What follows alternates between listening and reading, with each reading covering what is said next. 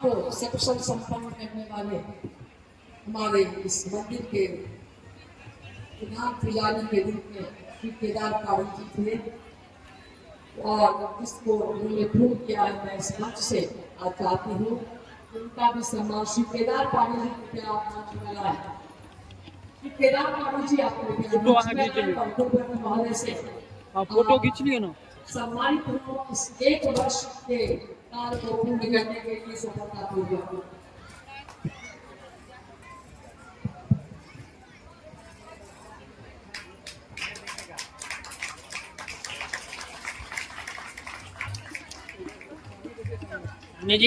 पंडित जी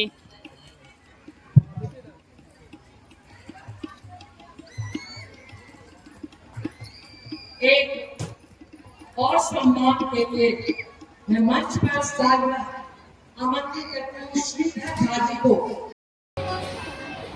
tribal trust के अध्यक्ष श्री नथुनी शाह जी से आग्रह है आप कृपया मंचस्थ हो। श्री नथुनी शाह जी शंकराचार्य स्वामी हमारे ट्रस्ट के अध्यक्ष कृपया मंचस्थ हो।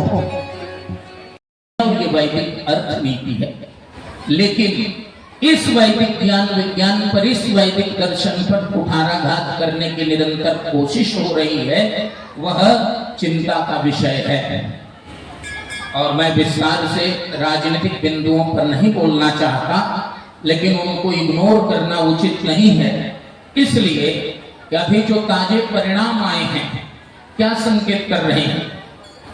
बस मोटी सी बात इतनी है कि विदेशियों ने, अंग्रेजों ने शायद फूट डालो और राज करो का मंत्र दिया होगा, लेकिन आज हमारे देश में उनके मानस पुत्रों ने उस मंत्र को सार्थक और साकार करने में कोई कोर कसर नहीं उठा रखी। इसलिए बंधुओं, या देवी सर्वभूतेषु बुद्धि रूपेण संस्थिता, नमस्तस्यै नमस्तस्यै नमस्तस्यै नमो नमः। विष हरने वाली जो देवी हैं वो क्या करती हैं? वो हमारे, हम सभी प्राणियों में सर्वभूतेषु बुद्धि रूपेण संस्थिता, बुद्धि के रूप में प्रतिष्ठित हैं, बुद्धि के रूप में स्थित हैं। किसी के बुद्धि में, किसी की बुद्धि में किसी प्रकार का विष न बैठे, किसी प्रकार का वैर न बैठे, और सभी अन्यों के उत्कर्ष को देखकर अत्यंत आह्लाद का अनुभव करें। ये मनसा देवी का, ये विषहरा भगवती का संदेश है, ये उनका स्वरूप है। हम सब एक होकर, जो भगवान वेद का संदेश है, संगच्छध्वं संवदध्वं संवो मनांसि जानताम्, हम एक साथ बैठें, एक साथ चिंतन करें, एक साथ सन्मार्ग पर बढ़ें, एक साथ अभियान चलाएं, और इस प्रकार की प्रेरणा, इस प्रकार का शुद्ध मानस, इस प्रकार की मानसिकता जिस शक्ति से प्राप्त होती है, उसका नाम मनसा है। पूर्व के वर्षों में मैंने विस्तार से मनसा देवी के बारे में निवेदन किया था। श्रीमद् देवी भागवत के आधार पर, महाभारत के आधार पर, सृष्टि प्रवर्तक श्री कश्यप महर्षि की आप पुत्री हैं, आपका नाम जरत्कारु है। महाभारत में बड़ी विस्तृत कथा है। एक ऋषि थे, 2 मिनट मैं आपका समय ले लेता हूँ, क्योंकि सबने परिचय में कथावाचक कहा है, और कथा न हो तो फिर आप में हम में भेद नहीं रह जाएगा। इसलिए थोड़ा सा उसको अलग करने के लिए निवेदन कर रहा था। एक जरत्कारु ऋषि, सब लोग ध्यान से सुन ही रहे हैं, सतगृहस्थाश्रम धर्म का क्या मूल्य है, इसको वहां स्पष्ट किया। ऋषि का नाम है जरत्कारु। उन्होंने अखंड ब्रह्मचर्याश्रम का, जिसको नैष्ठिक ब्रह्मचर्याश्रम कहते हैं, उसका व्रत ले रखा। उनकी आयु धीरे धीरे बढ़ रही थी और वे विचरण करते हुए जंगल में घूम रहे थे। अचानक उन्होंने देखा कि एक बहुत बड़ा गड्ढा है और उसके किनारे पर एक बड़ा वृक्ष है, लेकिन उस वृक्ष पर 7 बूढ़े लोग सिर के बल लटके हुए हैं, और उस वृक्ष की सारी जड़ें कट चुकी हैं। एक जड़ पृथ्वी से जुड़ी हुई है, उसको एक चूहा काट रहा है। इनको बड़ा आश्चर्य भी हुआ और दुख भी कि ये बुजुर्ग लोग हैं, इस वृक्ष की डालियों पर सिर के बल लटके हुए हैं और चूहे ने इस वृक्ष की सारी जड़ों को काट दिया है और एक जड़ अंत में कट जाएगी तो ये सब वृक्ष समेत गड्ढे में गिरेंगे। तो उन्होंने पूछा, रुक कर पूछा, प्रणाम किया, आप लोग कौन हैं? तो उन लटके हुए बुजुर्गों ने कहा, हम आपके पूर्वज हैं, पितर हैं, आप लोगों की ये दशा क्यों है? हम तो बड़ा अच्छा काम कर रहे हैं, हमने अखंड ब्रह्मचर्य आश्रम का, नैष्ठिक ब्रह्मचर्य आश्रम का व्रत लिया है, इसके कारण आप लोगों का स्वर्ग बढ़ना चाहिए था, लेकिन आप लोग यहाँ लटके हुए हैं। तो उन लोगों ने कहा कि आपने वंश परंपरा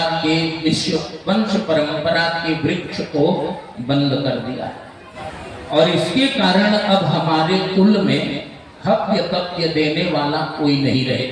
यहाँ फिर ध्यान रखना है, हम लोग तो चाहते हैं कि हमारे बच्चे कॉन्वेंट स्कूलों में पढ़ें, वहीं से कैंपस सिलेक्शन हो जाए और विदेशों में रहें, लेकिन जिन पितरों, जिन देवताओं के अनुग्रह से, उनकी कृपा से ये वंश परंपरा चलती है, उन पितरों की अपेक्षा यह होती है कि प्रतिदिन हम संध्या वंदन, तर्पण, अग्निहोत्र और देवताओं पितरों के लिए हव्य तप। तस्मै श्री गुरुवे नमः।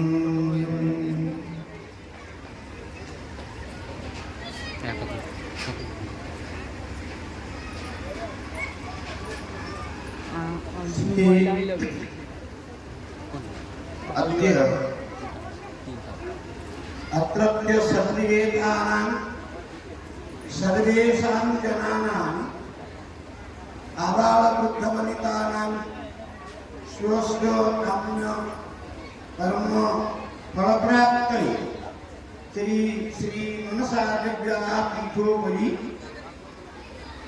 एक वर्ष पूर्ति संपर्कित त्रिदिनात्मक चंडीयज्ञ कर्मणः अद्य पूर्णाहुति दिवस सायंकालीन अत्रत्य अवसरे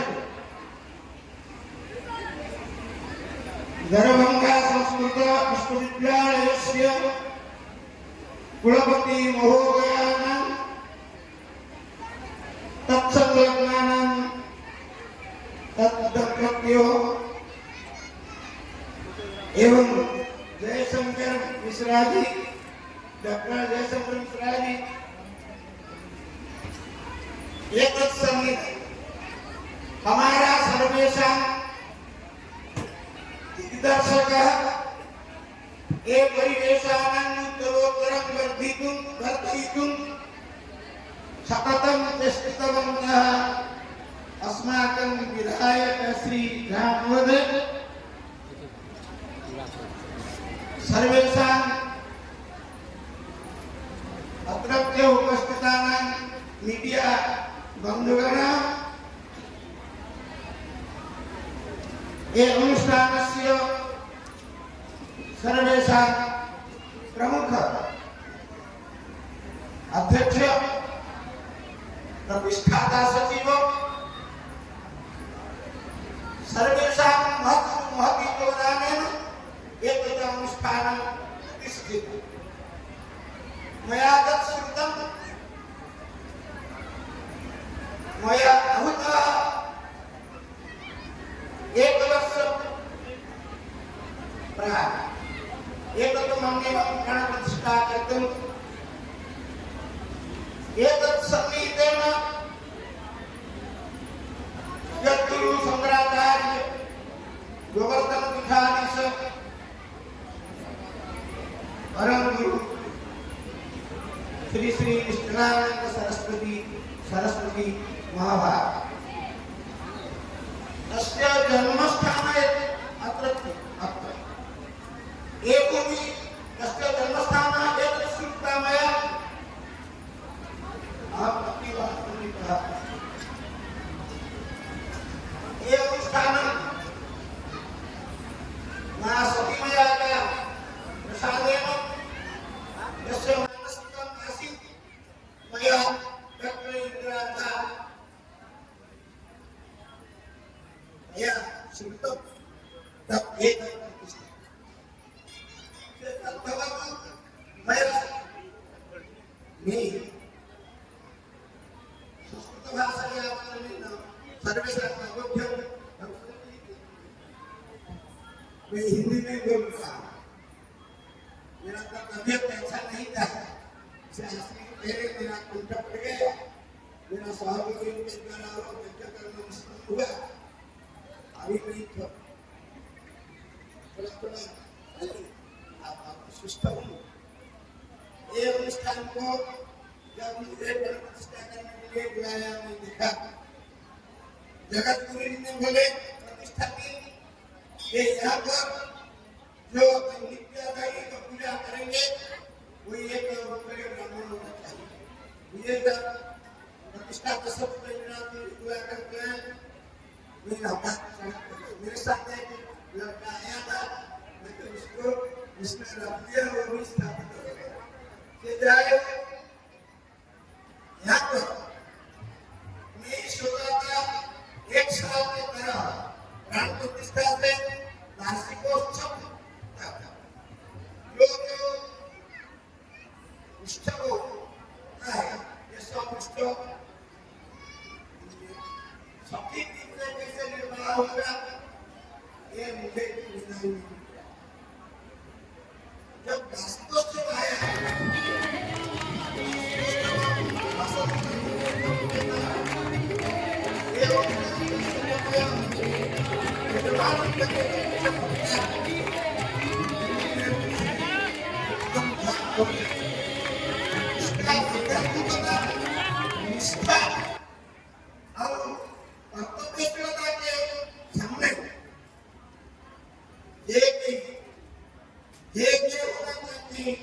वो नम्र होता है। वो बोले मैं सब जो आप सब लेके जाते हैं, मैं इन सब सतजन करना चाहता हूँ।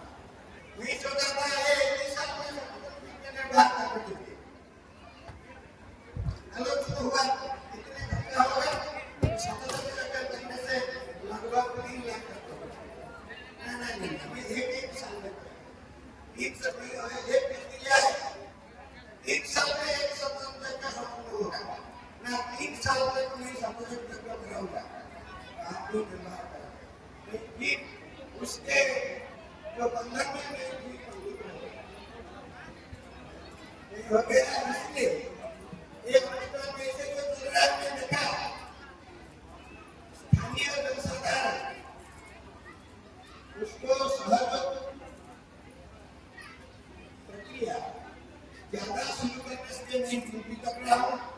सबके पास में हमारा सबने विनीत प्रार्थना कर रहा हूँ। ये अनुष्ठान का पर्व महोत्सव करने देना बिना नीति नियम श्रृंखला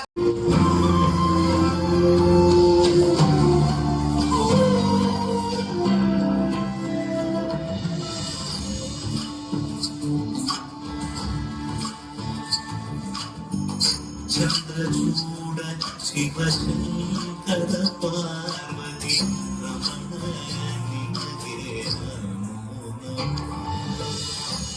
चंद्रचूड शिव शंकर पार्वती